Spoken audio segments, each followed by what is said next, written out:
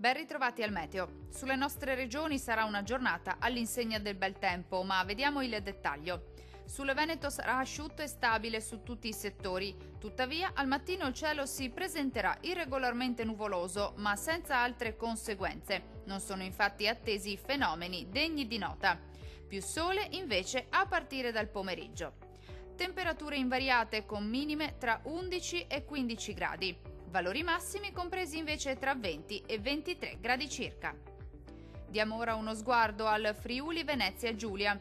Situazione molto simile, con il cielo che risulterà irregolarmente nuvoloso e spesso coperto al mattino, specie sulle aree costiere, ma il tempo si manterrà asciutto e stabile, non sono attese piogge.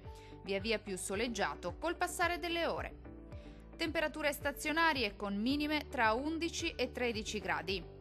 Valori massimi oscillanti invece tra 21 e 23 gradi.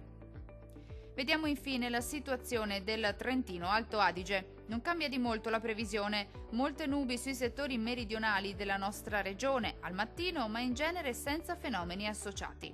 Maggiori spazi soleggiati invece nella seconda parte della giornata. Temperature stazionarie molto miti, con minime tra 5 e 12 gradi. Valori massimi compresi invece tra 24 e 26 gradi.